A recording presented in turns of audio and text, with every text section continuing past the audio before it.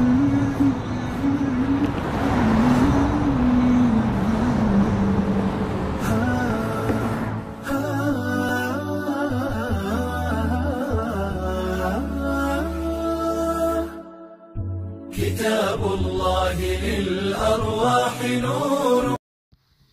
nom de Dieu, le clément, le miséricordieux par essence et par excellence, que la paix et les bénédictions soient sur son prophète Mohammed ainsi que sa famille et ses compagnons, chers frères et sœurs.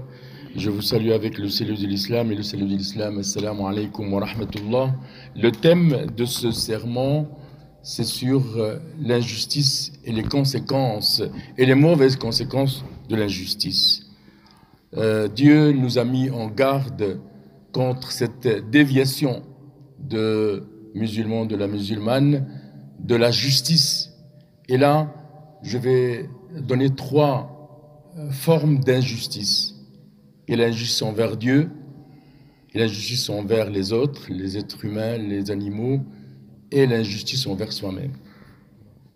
Allah subhanahu wa ta'ala, il nous a mis en garde, comme je l'avais dit, et il donne la finalité de cette injustice, et il dit dans un verset, quel mauvais séjour celui des injustes. C'est-à-dire, il nous dit, si on ne se repent pas à Allah subhanahu wa ta'ala, si on ne reforme pas notre passion, notre injustice en justice, notre sort, notre destinée, notre destination, c'est l'enfer, l'a'yadu billah.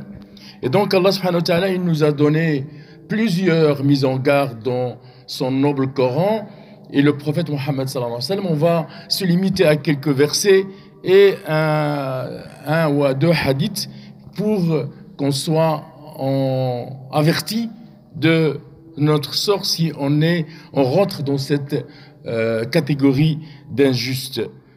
Allah subhanahu wa ta'ala, il nous a dit, et ne pense point qu'Allah soit inattentif à ce que font les injustes. Il leur accordera un délai jusqu'au jour où leurs regards se figeront. Ils courront, suppliant, levant la tête, les yeux hagards et le cœur vide.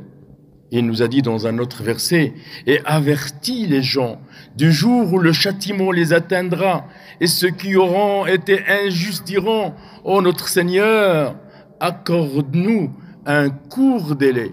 Nous répondrons à ton appel et suivrons les messagers. N'avez-vous pas juré auparavant que vous ne devriez jamais disparaître? Et il continue dans ce même verset, et vous avez habité les demeures de ceux qui s'étaient fait du tort à eux-mêmes. Il vous est apparu en toute évidence comment nous les avons traités, et nous avons cité des exemples. Donc il y a énormément de choses à faire, chers frères et sœurs, concernant si on rentre dans une des catégories d'injustes que je vous avais citées et que Allah subhanahu wa ta'ala, il nous a mis en garde.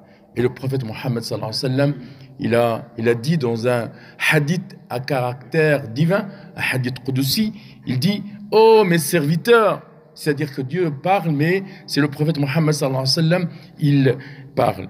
Je me suis interdit l'injustice. Allah, il s'est interdit l'injustice à moi-même.